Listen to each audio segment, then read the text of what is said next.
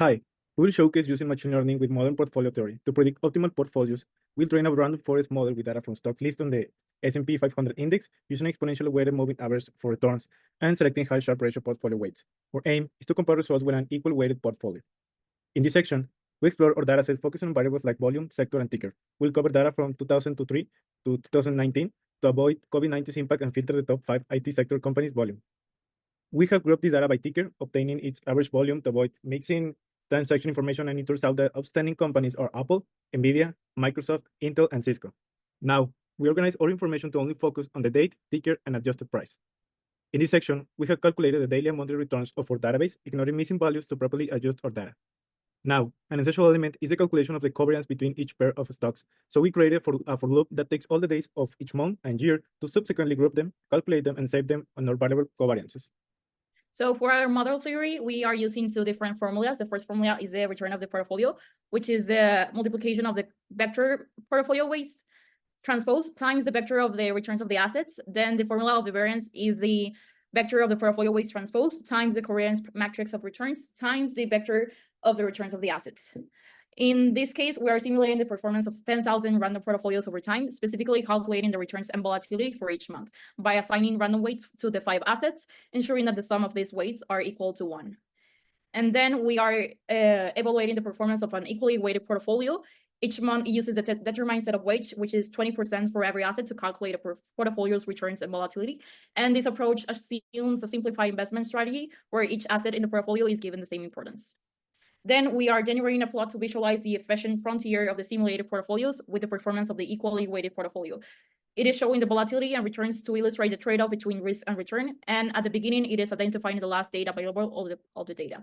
And the equally weighted portfolio is a black dot.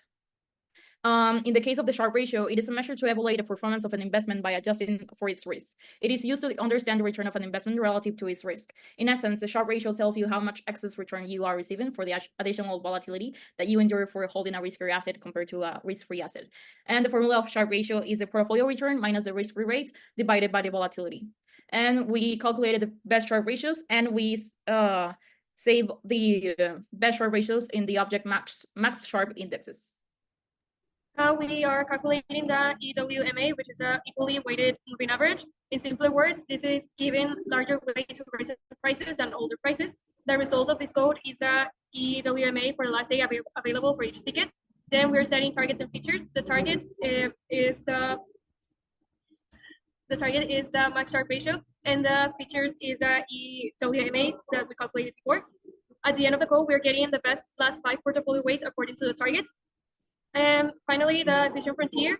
This is a graphical representation that helps visualize the trade-off between risk and return. Here, the point where it's an X, it's our best Sharpe ratio, which is of 0.037. And the rest of the points are our more than 10,000 portfolios we estimated before. And it's simply giving us, showing us that it's the best portfolio because it has less volatility and more return. Okay, so far we have not used machine learning to create the portfolios, but with the exponentially weighted moving average and the portfolio weights with the high Sharpe ratios that we calculated before, we are now ready to train our model. First, we need to decide the size of our data that will be used to train the model. In this case, we'll use 70% of the data. Then we slice our features, the moving averages, and the targets, portfolio weights with high Sharpe ratios, into train and test sets. We'll use a random forest with 300 trees and feed it with our training data. Next, we'll get predictions from our model using the predict function and our test set. In order to compare the performance of our model with the equal weighted portfolio, we needed to change the structure of the portfolio returns. This is how we did it. Now, the plot returns for a random forest and the equal weighted portfolio. As we can see, it is difficult to get a conclusion about which one was better. To fix this, we'll simulate the effect of both strategies on a hypothetical investment of $1,000. As we can see, investing according to the weights suggested by a random forest would have led to a final value of $3,822, while the equal weighted portfolio would have a final value of $3,667. In theory, this would mean that our model works and could be considered as an investment strategy. However, we acknowledge that this model is quite simple since it only considers previous returns in order to predict efficient portfolio weights. This is problematic because past returns do not guarantee future returns. A possible way to make this model better is to incorporate more data like sentiment analysis, analyst predictions, or fundamentals so that our model can make a more educated decision when assigning weights to each stock.